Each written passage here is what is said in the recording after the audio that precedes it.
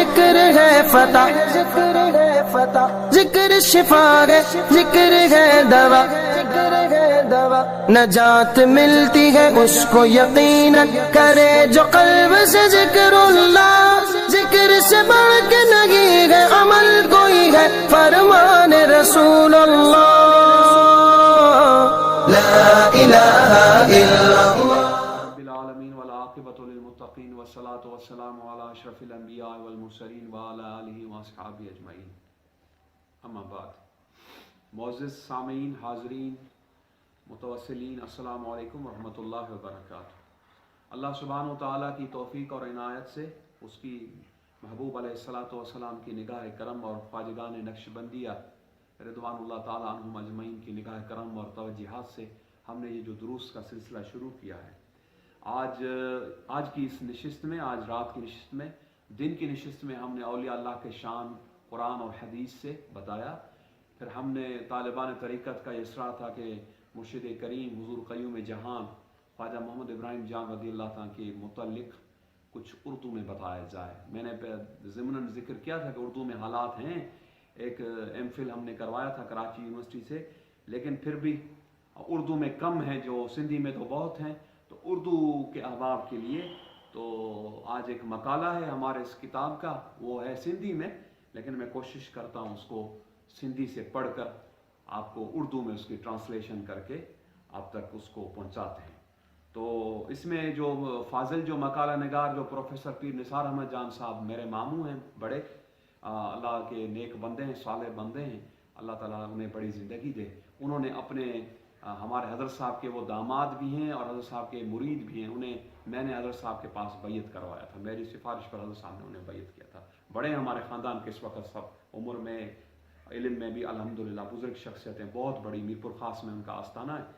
قرآن پاک کی تفسیر بھی انہوں نے لکھی ہے، درس بھی دیتے ہیں، تو بہت بڑے عالم، اسکالر، پروفیسر، اور بہت ہزاروں ان کے شاگرد ہیں۔ تو بہرحال ان کا یہ مقالہ ہے، بہت اچھے سندھی کے بھی وہ ادیب ہیں، ان کا یہ مقالہ ہے، تو اس مقالے سے میں اس کو ٹرانسلیٹ کرتا ہوں اردو میں۔ وہ لکھتے ہیں کہ ہمارے محبوب اور مطلوب حضرت فیض درجت، ابر رحمت، بحر شفقت، صاحب شریعت، ماہی بدعت و دلالت، گلستان طریقت، کاشف اسرار حقیقت، فخر حضرت خواجہ بہاؤالدین شاہ نقشبند، وارث میراث بزرگان سرہند، فرزند دلبند، محبوب سبحانی، قطب یزدانی، امام ربانی، مجدد الف ثانی، امی و مرشدی و مولائی، خواجہ خواجگان، قطب زماں، قیوم جہاں، حضرت خواجہ محمد ابراہیم جان علیہ رحمہ و رضوان، حنفی، نقشبندی، مجددی، سرہندی، رضی اللہ تعالی عنہ و ارضا عنہ۔ انہوں نے یہ نہیں لکھا رضی اللہ تعالی عنہ و ارضا عنہ، لیکن میں کیونکہ وہ ان کا وصال ہو چکا ہے قبلہ حضرت صاحب کا، اس لیے اسے جس بزرگ ہستی کا وصال ہو اسے رضی اللہ تعالی عنہ یا نور اللہ مرقدہ یا علیہ رحمہ و رضوان یا قدس سرہ العزیز کے بزرگوں کو مختلف القابات سے ہم انہیں یاد کرتے ہیں، رضی اللہ تعالی عنہ۔ اس کے بعد لکھتے ہیں کہ آپ کا ثانی اس وقت پورے عالم اسلام میں ہمیں کہیں نہیں نظر آتا۔ میرے قلم میں وہ طاقت ہی نہیں، نہ میری تحریر میں، نہ میری زبان میں، نہ قوت میں، نہ گفتار میں، کہ میں ان کی ثنا اور ان کی صفت اور ان کی تعریف کا کما حق حق بیان کر سکوں، حق ادا کر سکوں۔ لیکن حضرت سیدنا یوسف علیہ نبینا علیہ الصلوۃ والسلام کے خریداروں میں شامل ہونا بھی اپنے مان اور اپنے مرتبے، اپنی شان کو بلند و بالا کرتا ہے۔ لیکن میں خوش نصیب ہوں، اپنی آنکھوں کی طرف اشارہ کرتے ہیں، ان آنکھوں کو وہ سعادت حاصل ہے جنہوں نے قبلہ حضرت صاحب رضی اللہ تعالیٰ کے دیدار فرحت آثار سے اپنے آپ کو ٹھنڈا کیا، فرحت حاصل کی حضرت صاحب کے جمال زیبا کا دیدار کر کے، اور اس کو اپنے آپ کو مشرف اور منور کیا۔ بے شک ایک ولی کامل اور اکمل کا دیدار آنکھوں کو وہ سکون اور راحت اور آرام اور قلبی ایک بشاشت دیتا ہے جس پر اس دنیا کی 1000 نعمتیں قربان اور وہ اس دنیا کی 1000 نعمتوں سے برتر اور بالا ہے. یہ پانچ طرفاں پہ گئے تو کون لکھو اور پانچ تشریح تو ہے. بہرحال آپ کا حسب اور نسب، حضرت صاحب قبلہ کا حسب اور نسب جو ہمارا خاندانی شجرہ ہے اس کے متعلق لکھتے ہیں. آپ کا شجرہ نسب 14ویں پشت میں حضرت سیدنا امام ربانی مجدد الفسانی رضی اللہ تعالیٰ سے ملتا ہے، اور حضرت سیدنا مجدد الفسانی رضی اللہ تعالیٰ کا نسب مبارک 29 واسطوں سے رسول اللہ صلی اللہ علیہ وسلم کے دوسرے خلیفہ یعنی مراد رسول امیر المومنین امام المشارق والمغارب سیدنا حضرت عمر فاروق اعظم رضی اللہ تعالیٰ عنہ سے ملتا ہے. اور حضرت سیدنا فاروق اعظم رضی اللہ تعالیٰ کا سلسلہ نسب 8ویں پشت میں حضور سرور کائنات فخر موجودات علیہ الصلوۃ والسلام سے ملتا ہے. اور سمورا سلسلہ نسب نیچے ہم بیان کرتے ہیں. قبلہ حضرت صاحب کا اسم مبارک سے سلسلہ نسب کو شروع کرتے ہیں. سب سے پہلے حضور قیوم جہان سیدی و مرشدی حضرت خواجہ محمد ابراہیم جان خلیل. آپ کا خلیل تخلص تھا، شاعر تھے، فارسی کے، عربی کے، سندھی کے، اردو کے، ہر زبان میں آپ نے شاعری کی. بیاض میں میرے پاس پڑے ہوئے ہیں کلمی، اور ان پر وہ کام مولانا فیضان صاحب کر رہے ہیں، اس کو کمپوز کر رہے ہیں. اس کو ہم چھپوائیں گے، کچھ چھپیں کچھ انشاءاللہ یہ سارے بیاض جب کمپوز ہو جائیں اس کو. تو شاعری میں آپ کا تخلص تھا خلیل، محمد ابراہیم جان خلیل تو رحمۃ اللہ تعالی علیہ. حضرت خواجہ محمد ابراہیم جان خلیل رحمۃ اللہ علیہ بن حضرت خواجہ محمد اسماعیل جان روشن رحمۃ اللہ علیہ بن حضرت خواجہ محمد حسین جان المتخلص بسرحندی رحمۃ اللہ علیہ بن حضرت خواجہ سراج الاولیاء قطب ارشاد عبد الرحمن جان رحمۃ اللہ علیہ بن قیوم جہان حضرت شاہ عبد القیوم کندھاری رحمۃ اللہ تعالی علیہ بن حضرت شاہ قیوم زمان خواجہ محمد فضل اللہ صاحب رحمۃ اللہ علیہ بن حضرت شاہ میر غلام نبی صاحب کندھاری رحمۃ اللہ علیہ بن حضرت شاہ قدوۃ الاولیاء شاہ غلام حسن کندھاری رحمۃ اللہ علیہ بن حضرت شاہ قیوم جہان قطب الاقطاب حضرت شاہ غلام محمد المعروف حضرت جی بابا پشاوری رحمۃ اللہ تعالی علیہ بن حضرت شاہ غلام محمد معصوم ثانی رحمۃ اللہ علیہ بن حضرت قدوۃ العرفاء قیوم جہان خواجہ شیخ محمد اسماعیل رحمۃ اللہ علیہ بن قیوم جہان قیوم ثانی حضرت خواجہ شاہ امام محمد صبغت اللہ سرحندی رحمۃ اللہ علیہ بن حضرت سیدنا عروۃ الوثقی قطب الاقطاب قیوم جہان غوث الثقلین سیدنا امام محمد معصوم عروۃ الوثقی سرحندی رضی اللہ تعالیٰ عنہ بن حضرت سیدنا امام ربانی مجدد منور الفسانی قیوم جہانی قطب ربانی غوث سمدانی قندیل نورانی شہباز اللہ مکانی مسند آلائے مسند محبوبیت ذاتی حضور شیخ الاسلام والمسلمین واقف اسرار مقطعات قرآنی مجدد 1000 سالہ مجدد سیدنا حضرت امام ربانی مجدد منور الفسانی سیدی و مرشدی و جدی حضرت شیخ احمد سرحندی الفاروقی النقشبندی الحنفی الماتوردی رضی اللہ تعالی عنہ وارضاہ عنہ بن حضرت مختوم شیخ عبد الاحد سرحندی رحمۃ اللہ علیہ بن حضرت شیخ زین العابدین سرحندی رحمۃ اللہ علیہ بن حضرت شیخ عبد الحی رحمۃ اللہ علیہ بن شیخ محمد رحمۃ اللہ علیہ بن شیخ حبیب اللہ رحمۃ اللہ علیہ بن شیخ امام رفیع الدین سرحندی رحمۃ اللہ علیہ بن شیخ نصیر الدین رحمۃ اللہ علیہ بن شیخ سلیمان رحمۃ اللہ علیہ بن شیخ یوسف رحمۃ اللہ علیہ بن شیخ اسحاق رحمۃ اللہ علیہ بن شیخ عبداللہ رحمۃ اللہ علیہ بن شیخ شعیب رحمۃ اللہ علیہ بن شیخ احمد رحمۃ اللہ علیہ بن شیخ یوسف رحمۃ اللہ علیہ بن شیخ شہاب الدین علی المعروف حضرت فرق شاہ قابلی رحمۃ اللہ علیہ بن شیخ نور الدین رحمۃ اللہ علیہ بن شیخ نصیر الدین رحمۃ اللہ علیہ بن شیخ محمود رحمۃ اللہ علیہ بن شیخ سلیمان رحمۃ اللہ علیہ بن شیخ مسعود رحمۃ اللہ علیہ بن شیخ عبداللہ واعظ الاصغر رحمۃ اللہ علیہ بن شیخ عبداللہ واعظ الاکبر رحمۃ اللہ علیہ بن شیخ عبد الفتح رحمۃ اللہ علیہ بن شیخ اسحاق رحمۃ اللہ علیہ بن شیخ ابراہیم رحمۃ اللہ علیہ بن شیخ ناصر رحمۃ اللہ علیہ بن شیخ عبداللہ رحمۃ اللہ علیہ بن شیخ عمر رحمۃ اللہ علیہ بن شیخ حفص رحمۃ اللہ علیہ بن عاصم رحمۃ اللہ علیہ بن حضرت عبداللہ بن عمر رضی اللہ تعالیٰ عنہ بن حضرت سیدنا عمر فاروق اعظم رضی اللہ تعالیٰ عنہ. تو یہ اس میں شجرہ مبارک میں تھوڑا بہت اختلاف ہے، ایک دو نام جو میں نے پڑھے ہیں ہمارے، میں احباب کو بتاؤں، ہمارے حضرت حضور یہ جو شجرہ دیا ہے ماموں جان نے، یہ ہمارے خاندان کے ایک بزرگ تھے حضرت شاہ ابوالحسن زید فاروقی دہلوی، ان سے اقتسام کیا ہے، لیکن سب سے جو مستند شجرہ مبارک ہے وہ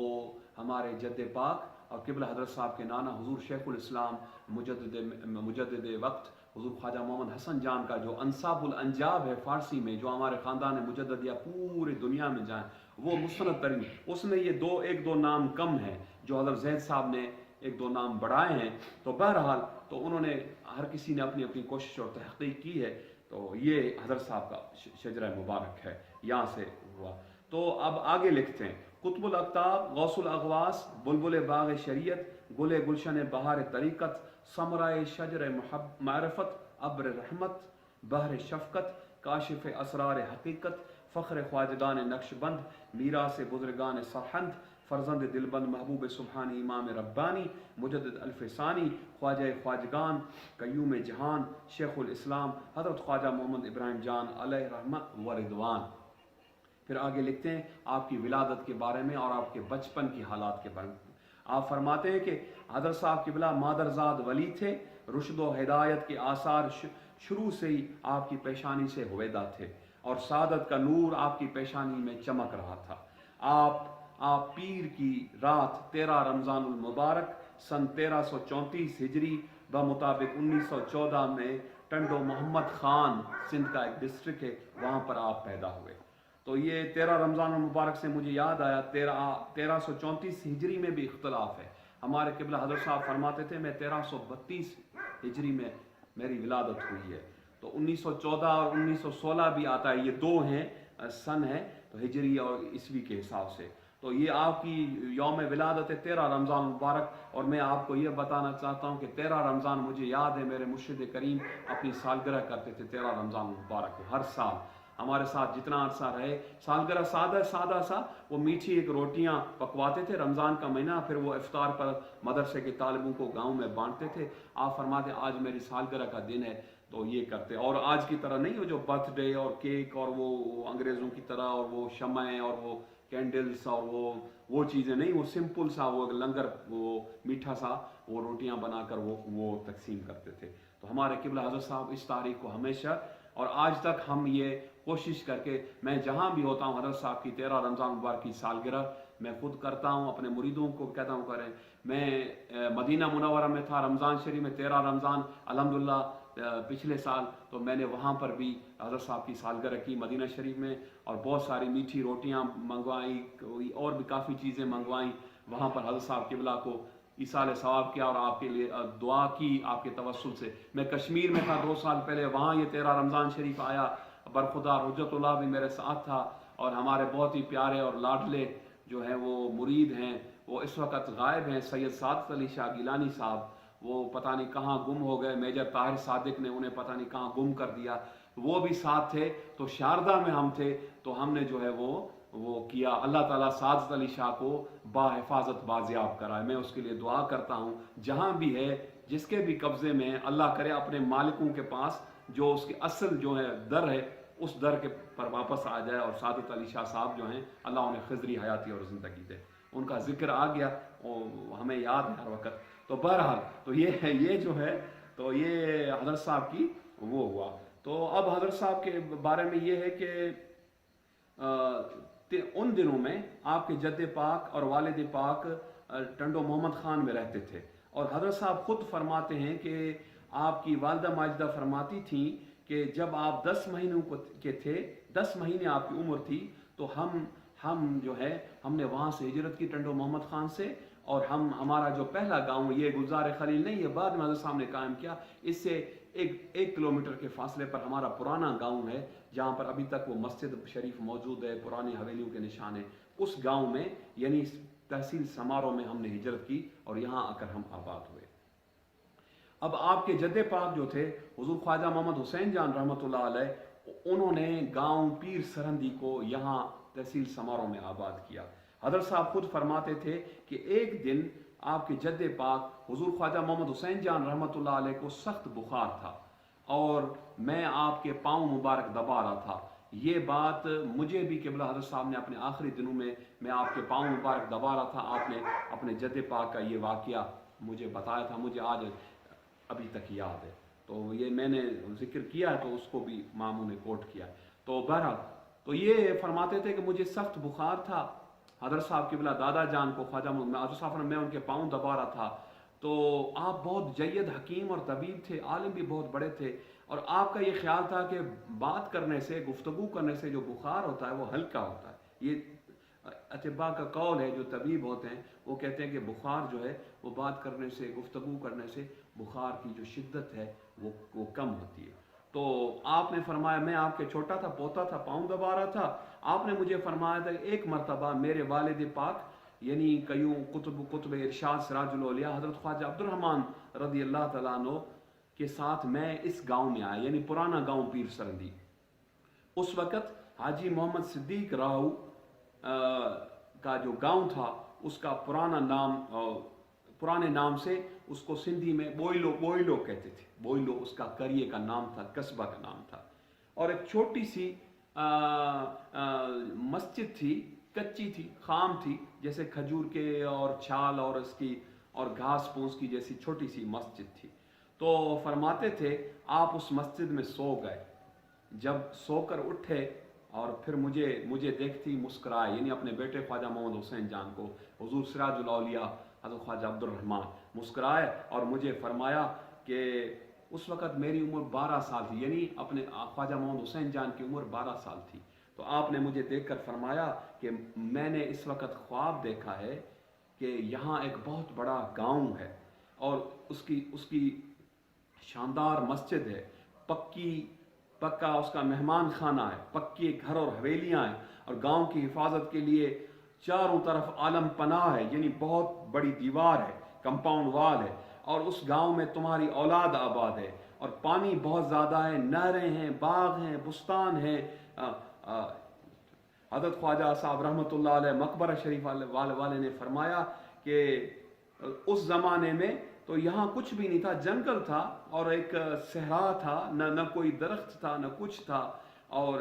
اس ارشاد کو 30 سال گزر گئے جب حضرت خواجہ صاحب کے ایک مرید قاضی فیض محمد جو ڈپٹی کلیکٹر تھے مرحوم, اور انہوں نے حضرت خواجہ صاحب کو اصرار کیا کہ حضور انگریز معمولی ریٹس پر زمینیں بیچ رہا ہے, آپ مہربانی کریں اپنے خاندان کے لیے زمینیں خریدیں, اگر آپ کی اجازت ہو تو میں آپ کے نام پر زمینیں خریدوں. تو حضرت صاحب بڑے جو حضرت صاحب تھے وہ انکار کرتے رہے, فرماتے تھے نہیں ہم نے زمین نہیں لینی, ہم فقیر ہیں, فقیر ہو کر ہی رہنا چاہتے ہیں, ہم زمین کو کیا کریں گے. تو یہی جواب آپ نے آپ کے امیر کبیر ایک مرید تھے میر غلام علی خان, جنہوں نے ٹنڈو غلام علی شہر کو آباد کیا, ان کو بھی جواب دیا, جو سندھ کے بہت بڑے جاگیردار تھے, تقریباً 3 لاکھ ایکڑ زمین کے مالک تھے, اور انہوں نے حضرت صاحب کو 10,000 ایکڑ زمین جو تھی مقبرہ شریف کے ساتھ حیرن جاگیر والی, اور کئی ہزار من اور پیسے اور لنگر کے لیے دیے, لیکن حضرت صاحب نے وہ سب چیزیں ٹھکرا دیں اور میر غلام علی خان کو فرمایا کہ بابا میں تو فقیر ہوں, فقیر ہو کر گزارنا چاہتا ہوں, یہ زمین اپنے پاس رکھ. وہ یہی میر غلام علی خان بے اولاد تھا, اور میر بندہ علی خان سابق وزیر اعلیٰ سندھ ٹنڈو بانگو والے کا ماموں تھا. میر بندہ علی خان کے والد کا نام محمد حسین تھا. کچھ عرصے کے بعد قاضی صاحب نے آ کر عرض کیا حضور زمینیں تو ساری ختم ہو گئیں, تو باقی تقریباً 2600 یا 2500 ایکڑ زمین تحصیل کھپرو میں ہے, اور 2500-2600 ایکڑ تحصیل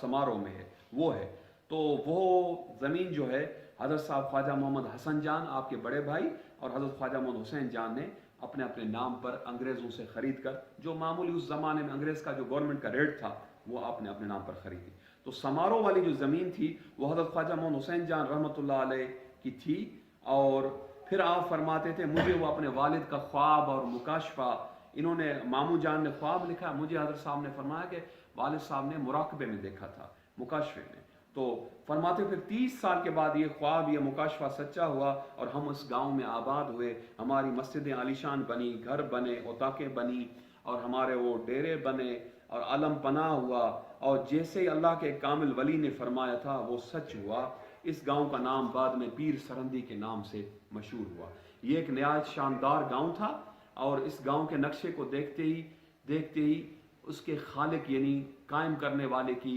ذہانت پر حیرت ہوتی تھی۔ افسوس اس وقت کلر کی وجہ سے شوریدگی، زمین شوریدہ ہے، شوریدگی کلر کی زمین کی شوریدگی کی وجہ سے وہ گاؤں ویران ہو گیا ہے،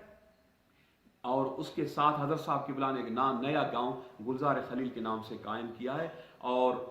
ہمارے نانا خواجہ محمد اسحاق جان رحمۃ اللہ نے اس کے ساتھ دوسرا گاؤں رسول آباد کے نام سے وہ قائم کیا ہے۔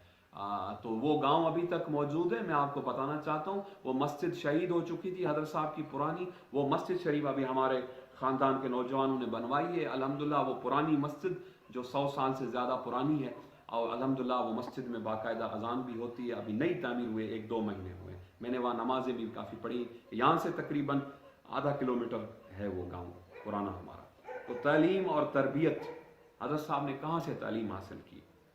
آپ خود فرماتے تھے کہ میں نے قرآن پاک اور اکثر فارسی کی کتابیں مرحوم مغفور مولوی حاجی عبد الرحیم صاحب دل رحمۃ اللہ علیہ جو کندری میں رہتے تھے مضافات میں، وہ ان کے پاس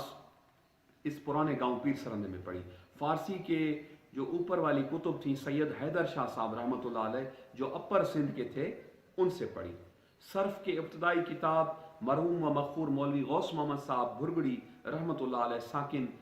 اراڑو بھرگڑی شاگرد مولانا محمد عثمان کرانی رحمۃ اللہ علیہ سے صرف کی باقی کتاب، نحو کی ابتدائی کتاب اور کنز الدقائق اپنے والد شریف حضرت خواجہ محمد اسماعیل جان رحمۃ اللہ علیہ سے، اور کافیہ اور ہدایہ، اور اس کے بعد جو بھی منتہی کتب ہیں شرح جامی اول سے آخر تک، اور ہدایہ اولین اور ہدایہ آخرین، یہ سب آپ نے اپنے جد پاک حضور خواجگان خواجہ محمد حسین جان رحمۃ اللہ کے پاس پڑھی۔ اس کے بعد آپ فرماتے تھے کہ حضرت صاحب جد پاک کی صورت اتنی جلالی تھی، چہرہ اتنا پرشکو تھا کہ سبق سناتے وقت جب میں طالب علم تھا کس کی مجال ہے کہ عبارت میں کوئی غلطی کرے، اگر غلطی کرتا تھا تو حضرت صاحب قبلہ کی عصا مبارک جنبش میں آتی تھی، اور میرے جو جہاں پر وہ عصا لگاتے تھے عصا مبارک جنبش میں آتی تھی، آپ فرماتے تھے کہ پھر میری جو کمر ہوتی تھی اس کو آپ کے عصا مبارک کی ضربات کا شرف حاصل ہوتا تھا۔ اس کو کہتے ہیں ادب۔ آج کل کے طالب علموں اپنے استادوں کا ادب کرو جن سے شریعت کا علم حاصل کرتے ہو۔ دیکھیں ایک اللہ کے کامل ولی اور وقت کے قیوم اپنے استاد جو ان کے دادا تھے اس کے بارے میں کیا فرماتے ہیں کہ میں عبارت میں غلطی کرتا تھا، ہدایہ بر زبان مجھے پڑھا تھا۔ ہدایہ بہت مشکل کتاب ہے، فقہ حنفی کی آخری اس کو منتہی کتاب ہے۔ ہدایہ کو اگر ہدایہ صحیح پڑھا ہوا ہے تو سمجھیں ایسے جیسے فقہ حنفی میں اس نے PhD کیا ہو۔ تو بہرحال ہدایہ بر زبان حضرت صاحب قبلہ فرماتے تھے، ہدایہ بر زبان مجھے دادا جان رحمۃ اللہ علیہ پڑھاتے تھے۔ عبارت میں اگر میں غلطی کرتا تو آپ کا عصا مبارک جنبش میں آتی، اور میری کمر کو اور میرے جو پچھلا حصہ جو جسم ہے اس کو آپ کی عصا کی ضربات کا شرف حاصل ہوتا۔ تو میں اکثر طالب علم جو مدرسے کے طالب علم استادوں کی تھوڑی سی سزا پر ناراض ہوتے ہیں تو میں انہیں نصیحت کرتا ہوں کہ استاد اگر سزا دیتا ہے استاد کی لاٹھی جہاں بھی لگے، میں یہ کہتا ہوں، یہ میرا قول ہے، وہ انشاءاللہ تعالیٰ اس طالب علم کے اس جسم کے اس حصے کو اللہ جہنم کی آگ سے محفوظ رکھے گا۔ استاد کی عصا مبارک یا استاد کی جو بھی تمانچہ ہو، جو بھی انگلی مبارک لگے طالب علم کے جسم پر، تو وہ اس کے جسم کے اس حصے کو اللہ تبارک و تعالیٰ جہنم کی آگ سے محفوظ رکھے، کیونکہ استاد کا بہت بڑا مقام ہے، بہت بڑا مرتبہ ہے۔ یہ والد جس سے آپ پیدا ہوئے اس سے بڑا مقام استاد کا ہے، جس سے آپ شریعت پاک کا علم پڑھتے ہو، جو آپ کو قرآن پاک پڑھاتا ہے، جو آپ کو حدیث پڑھاتا ہے، جو آپ کو فارسی، عربی، تفسیر، صرف نحو پڑھا کر آپ کو عالم دین بناتا ہے۔ اس استاد کا بہت بڑا مقام، بہت بڑا مرتبہ ہے۔ اس کے بعد پھر مرشد کامل کا مقام ہے، اس کے بعد رسول اللہ صلی اللہ علیہ وسلم کا مقام ہے۔ تو یہ ان ہستیوں کی اگر عزت کرو گے تو انشاءاللہ تعالیٰ دنیا میں بھی کامیاب رہو گے اور آخرت میں بھی کامیاب۔ یہ ہستیاں جس سے راضی رہیں گی اس کی دنیا اور آخرت دونوں وہ اچھی رہے گی۔ تو یہ میں نے تمیداً تھوڑا زیادہ اس میں اضافہ کر لیا۔ تو آپ فرماتے تھے کہ جب ہم سبق پڑھتے تھے، طالب علم ہوتے تھے، تو سبق کو تقریباً 12 مرتبہ ہم ریپیٹ کرتے تھے، یعنی اس کی دہرائی کرتے تھے۔ 12 مرتبہ ایک سبق کو، شرح وقایہ اور کچھ حصہ مشکات شریف کا، اور نفحۃ الیمن جو عربی ادب کی کتاب ہے وہ بھی آپ فرماتے ہیں میں نے قبلہ حضرت صاحب کے پاس پڑھا، اپنے دادا کے پاس۔ قصیدہ بردہ شریف بھی سبکن میں نے دادا جان کے پاس پڑھا۔ قرآن مجید کے کچھ پارے جو تفسیر کے تھے جلالین وغیرہ کے وہ میں نے پڑھے۔ ہدایہ آخرین کا اکثر حصہ اور 13 پارے جلالین شریف کے مولوی عطا اللہ صاحب تھے ایک رنج ہو، ان کے پاس پڑھے۔ اصول فقہ کی کچھ کتاب خانقاہ عالیہ ٹنڈو سائیداد میں مولانا حاجی عبد القیوم بختیار پوری رحمۃ اللہ علیہ جو شکارپور کے تھے، بہت بڑے عالم تھے، ان کے پاس پڑھے۔ مختصر معنی اور کچھ حصہ منطق کا حضرت صاحبزادہ محمد معصوم صاحب کندھاری جو 10 سال ہندوستان میں مختلف علماء کے پاس پڑھ کر معقولات اور منقولات کے بے مثال عالم بن کر آئے تھے، آپ نے فرمایا مختصر معنی اور معقولات اور منطق اور فلسفہ کی کتابیں میں نے ان کے پاس پڑھی۔ وہ کچھ عرصہ آ کر ہمارے گاؤں میں مہمان ہو کر رہے تھے۔ انگریزی پڑھنے کا شوق، اب یہ بھی بڑا دلچسپ ہے۔ میرے قبلہ حضرت صاحب یہ مجھ سے بھی ذکر کرتے تھے کہ مجھے ایک زمانے میں انگریزی پڑھنے کا بھی شوق ہوا۔ فرماتے تھے اس بارے میں، یہ فرماتے کہ جوانی دیوانی ہوتی ہے، مجھے انگریزی سے محبت ہو گئی۔ میں نے کہا میں انگریزی پڑھوں گا۔ اس زمانے میں سندھ مدرسۃ الاسلام تھا جو اس وقت ایک ہائی اسکول تھا، آج کل وہ کالج اور یونیورسٹی ہے۔ اس کے حسن علی ہاؤس میں نے ایک کمرہ لیا اور اس میں اپنا سامان اور فرنیچر وغیرہ رکھ کر ایک ماسٹر صاحب سے میں نے ٹیوشن لینا شروع کی، اور وہاں بھی میں زبردست 9 کلاک محنت کرتا تھا انگریزی میں۔ ظاہر عربی تو آپ پڑھے ہوئے تھے، فارسی عربی ذکی اور ذہین اور فہیم تو تھے، تو انگریزی کیا اس کے لیے مشکل ہے جو عربی اور فارسی پڑھا ہوا ہے۔ تو فرماتے تھے، تو ایک مرتبہ قبلہ والد صاحب یعنی آپ کے والد حضرت خواجہ محمد اسماعیل جان رحمۃ اللہ مدرسے میں تشریف فرما ہوئے، اور مجھے فرمایا انگریزی پلیت زبان ہے اور تو آپ کو یہ خامخواہ پڑھنی ہے، تو یہاں مت پڑھو، سندھ مدرسۃ الاسلام میں گاؤں میں آ کر پڑھو، تمہیں استاد ٹیچر رکھ کر دیں گے۔ تو فرماتے میں نے آپ کے حکم سے سرمو جو ہے وہ سرتابی نہ کی، اور میں وہاں حیدرآباد کے ایک بہت بڑے قابل استاد تھے، ان کے پاس میں نے انگریزی کی 6 7 8 کتابیں پڑھی۔ استاد اور میں انگریزی میں گفتگو کرتے تھے، یعنی ڈیبیٹ کرتے تھے آپس میں، اور کئی جو بھی موضوع استاد دیتے تھے وہ میں بیان کرتا تھا، استاد میری غلطیاں نوٹ کرتے تھے اور تقریر کے بعد مجھے سمجھاتے تھے۔ اس زمانے میں عراق میں انگریزوں نے مسلمانوں پر ظلم کیا، اس بغاوت کو کچلنے کے لیے انہوں نے مسلمانوں کو قتل کیا۔ کئی مظلوم لوگ کراچی میں آئے اور انگریزوں سے اتنی مسلمانوں کو نفرت پیدا ہوئی کہ جس کے زبان سے ہمارے خاندان میں انگریزی کا ایک لفظ نکلتا تھا وہ کلی کر دیتا تھا اس نفرت کی وجہ سے۔ تو کہاں گئے وہ میرے ٹیچر، کہاں گئے وہ انگریزی، اور کہاں گئی وہ چیزیں۔ فی الحقیقت یہ میرے والدین کی کرامت تھی، ورنہ اگر میں 1 سال وہاں انگریزی پڑھتا تو میں یہ دعویٰ کرتا تھا، میں یہ دعویٰ سے کہتا کہ مرحوم پیر علی محمد راشدی میرے سامنے کچھ بھی نہیں تھے انگریزی میں، اتنا میں نے انگریزی میں بھی عبور حاصل کر لیا تھا۔ اور آخر میں بھی میں آپ کو دلچسپ بات ہوں، حضرت صاحب انگریزی سے کوئی واسطہ نہیں تھا، آخر میں انگریزی پوری پڑھ لیتے تھے، جو خط آتے تھے اس کی پڑھ لیتے، اپلیکیشن پڑھتے تھے، پھر لکھتے تھے،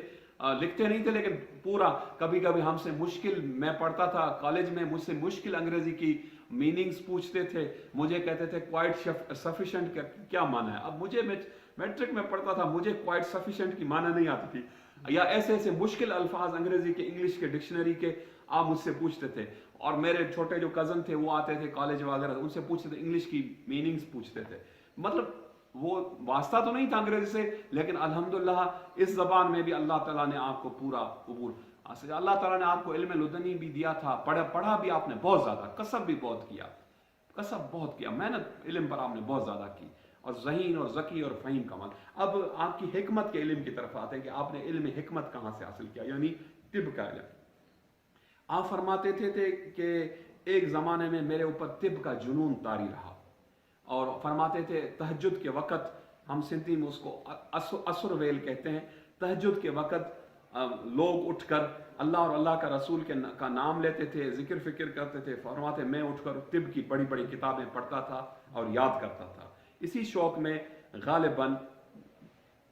1935 میں،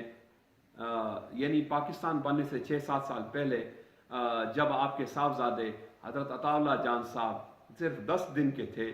فرماتے میں نے کہا دل عمر ختم ہو جائے گی. میں کراچی سے لاہور گیا, وہاں سے ٹکٹ لیا اور لاہور سے سیدھا دہلی چلا گیا طب کا علم پڑھنے کے لیے. تو اس زمانے میں لاہور سے دہلی کا کرایہ 5 روپے تھا. تو ان دنوں میں حکیم اجمل خان کے طبیہ کالج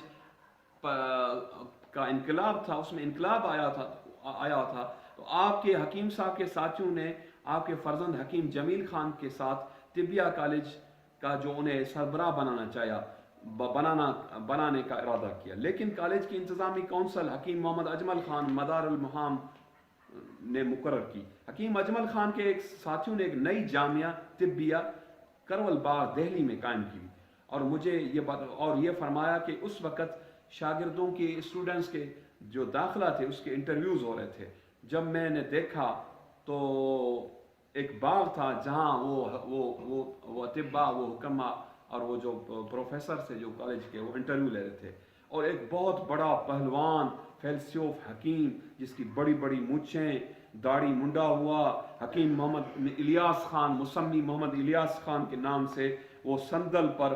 طول جو تکیے تھے, گاؤ تکیے, اس کے ساتھ ایسے بیٹھا ہوا تھا. اس کے پاس کئی کتابیں رکھی ہوئی تھی, اور اس میں سے منطق اور فلسفہ اور طب کی نہایت ادب کتابوں سے انٹرویو لیتا تھا. مجھے دیکھتے ہی اس نے کہا کہ اس کی عبارت پڑھو اور تشریح کرو. اب میں نیا تھا, نیا اسٹوڈنٹ تھا, بہت مشکل سوال کیا, لیکن اللہ کے فضل سے میں نے عربی فارسی پوری پڑھی ہوئی تھی. میں نے اس کتاب کی عبارت پڑھنی شروع کی, اور 1-1.5 صفحہ میں نے فی البدی عبارت پڑھی, یعنی ایکسٹمپور فی البدی میں نے پڑھی. پھر میں نے کہا تشریح کروں. اس نے کہا نہیں تشریح کی ضرورت نہیں, آپ ابھی داخلہ دے دیتے ہیں, آپ انٹرویو میں پاس ہیں. وہ حیران ہو گیا کہ نیا طالب علم ہے اور یہ اتنی بڑی کتاب کی عربی میں عبارت پڑھ رہا ہے. پھر فرماتے تھے میں نے بہت سخت محنت کی, 9 کلاس کا وہاں کالج میں پڑھتا, اور وہاں جو انسانی اعضاء ہوتے تھے وہ رات کو ہاسٹل میں ہم لے کے آتے تھے, اس کی تشریح میں فجر ہو جاتی تھی. فرماتے تھے کہ میرے جو عزیز تھے وہ بالکل نا امید ہو چکے تھے کہ یہ کہاں غائب ہو گیا, گم ہو گیا, فوت ہو گیا. اسی پڑھائی کے دوران برادرم حکیم غلام محی الدین جان رحمۃ اللہ علیہ بھی میرے ساتھ, اور حکیم محمد سعید بانی ہمدرد دواخانہ میرے ساتھ پڑھتے تھے ایک جماعت میں. ہمارے حضرت صاحب فرماتے تھے کہ حکیم محمد سعید رحمۃ اللہ علیہ شہید بہت مومن تھے, صائم الدہر تھے.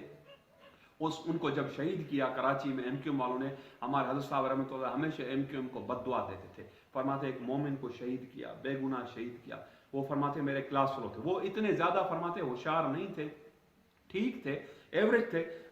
ہم تینوں میں طب میں حکیم غلام محی الدین جان جو میری والدہ کے ماموں تھے وہ زیادہ ہوشیار تھے, وہ بہت بڑے طبیب تھے. انہوں نے بعد میں پھر اسی کالج طبیہ کالج دہلی میں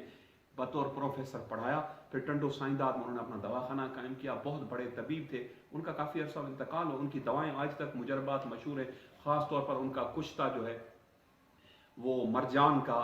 اور ان کا جواہر مورے کا کشتہ ابھی تک ان کی اولاد کے پاس وہ ہیں, وہ مشہور ہے. بہت زبردست ان کی دوائیں, اتنے بڑے وہ حکیم تھے. حکیم پیر غلام محی الدین جان میری والدہ کے, وہ حضرت صاحب کے ساتھ اسی جماعت میں وہ پڑھتے تھے. فرماتے تھے کہ جب میں 3-4 سال 5 سال کا جو کورس تھا میں نے کمپلیٹ کیا, جو طب کا اور جراحت کا پورا کورس ہوتا ہے وہ کمپلیٹ کیا, تو میرے جد پاک نے مجھے خط لکھا دہلی میں کہ تم یہاں کون سے کتابیں پڑھتے ہو. میں نے عرض کیا کہ میں یہاں اس وقت نفیسی ایک طب کی کتاب ہے وہ پڑھ رہا ہوں. آپ نے مجھے فرمایا کہ ہندوستان میں نفیسی مجھ سے زیادہ بہتر کوئی نہیں پڑھا سکتا. لیکن اس سے اندازہ کریں کہ آپ کے جد پاک کا طب میں بھی کیا, علم طب میں بھی کیا مقام تھا. آپ رہتے تو سندھ میں تھے, سمارو میں تھے, لیکن فرماتے ہیں اس وقت بر صغیر میں نفیسی مجھ سے زیادہ کوئی بہتر نہیں پڑھا سکتا. اتنے بڑے حکیم تھے آپ کے دادا, ہر علم اللہ نے انہیں دیا, حکیم بھی اتنے بڑے تھے. تو جو بہرحال تو وہ آپ فرماتے مجھے دادا نے کہا کہ خام خواہ تم نے اپنے آپ کو ضائع کیا, 4 سال دہلی میں پڑھے,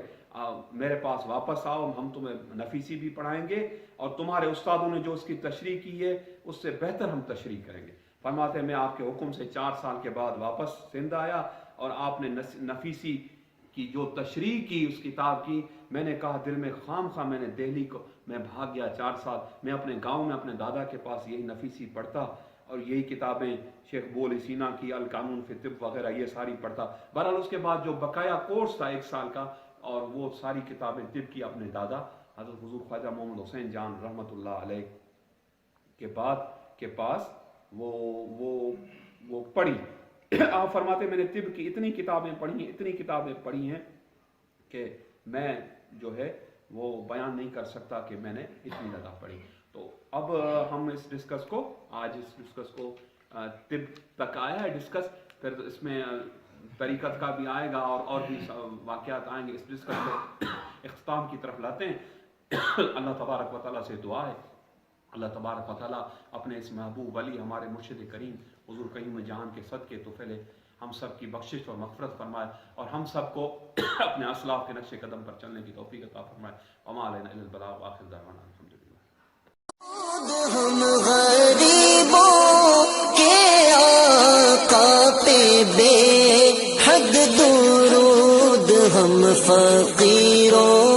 کی سروت پہ لاکھوں سلام.